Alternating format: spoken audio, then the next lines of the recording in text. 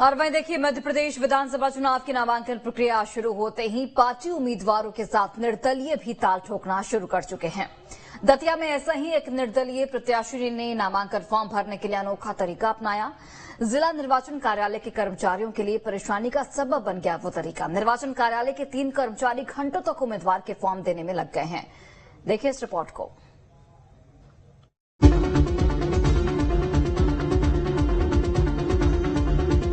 अरे रे, ये क्या, इतने सारे सिक्के।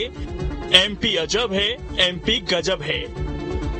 ये बात यहाँ के लोगों पर जरूर सही साबित होती है। मध्य प्रदेश विधानसभा चुनाव के लिए नामांकन की प्रक्रिया शनिवार से शुरू हो गई।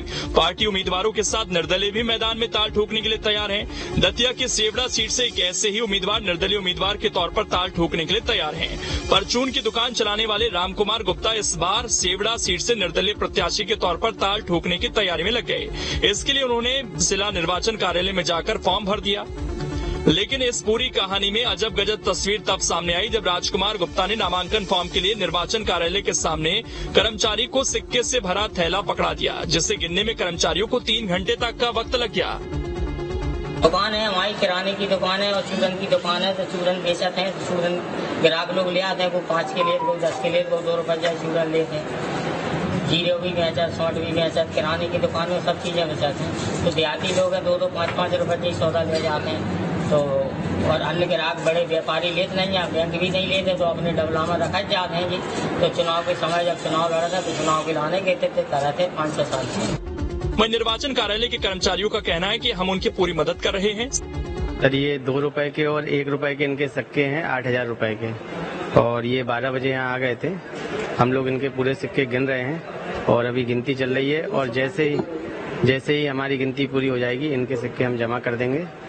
और इनकी जितनी भी ज्यादा मदद है हम सब लोग कर रहे हैं मिलके, क्योंकि उसमें 1 और 2 के सिक्के हैं, इसलिए उनको अलग अलग 2 के कितने हैं, 1 के कितने हैं विभाजित करके तब इनको जमा कर पाएंगे।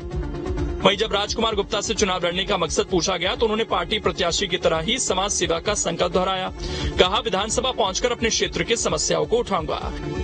चुनाव लड़ने का उद्देश्य तो मेरा कुछ नहीं है, जन सेवा करना है, जनता की समस्याओं को आवाज उठाना है। जनता की जो मूलभूत समस्याएं हैं, जैसे कि सियोड़ा का पुल था, बाईपास है इंदरगढ़ में, कई समस्याएं, भ्रष्टाचार है।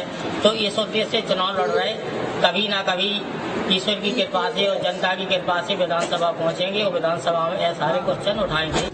चुनाव में इस तरह की अजब गजब तस्वीरें सामने आती रहती हैं, लेकिन कई तस्वीरें ऐसी भी होती हैं जो लोगों के जहन में बैठ जाती हैं। उन्हीं में से एक तस्वीर दतिया से सामने आई, जो लोगों में चर्चा